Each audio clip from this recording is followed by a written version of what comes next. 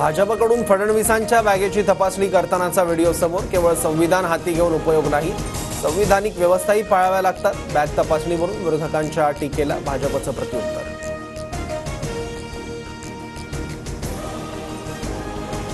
राजकीय नेत्यांची बॅग तपासणी नियमानुसारच. वेळ आल्यास शहा आणि नड्डांचंही हेलिकॉप्टर तपासणार. निवडणूक आयोगाकडून स्पष्ट. ठाकरेंच्या बॅगा तपासणाऱ्या अधिकाऱ्यांचंही कौतुक.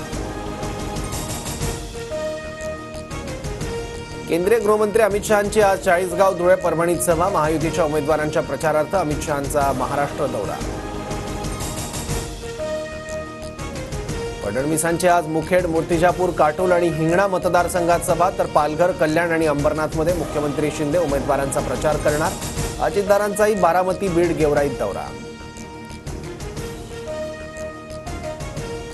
उद्धव ठाकरेंच्या कोकण दौऱ्यात सावंतवाडी, कणकवली, मालवणमध्ये सभा होणार. सावंतवाडीतील सभेआधी ठाकरेंच्या पदाधिकाऱ्यांना नोटीस. भाषणाच्या वेळी कोणतीही आक्षेपार्ह कृती, वक्तव्य न करण्याच्या सूचना.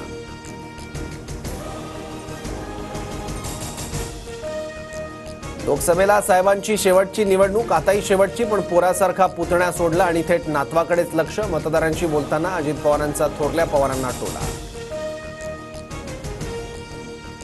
साहेबांची शेवटची निवडणूक म्हणणारा दुश्मन. गेल्या 10 दशकात शरद पवारांनी कधीच भावनिक राजकारण करून मतं मागितली नाहीत. सुप्रिया सुळेंचा अजित पवारांवर पलटवार.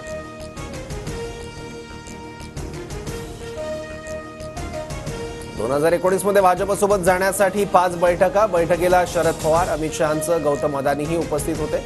पहाटेच्या शपथविधीवर अजित पवारांचा गौप्यस्फोट. शिवसेना, राष्ट्रवादी फोडण्यात आणि महाराष्ट्राचं सरकार पाडण्यात गौतम अदानींचा हात. अदानी, शहा, फडणवीस, अजितदारांमध्ये वारंवार बैठका होत होत्या, अशी अजितदारांनी कबुली दिल्याचा राऊतांचा दावा.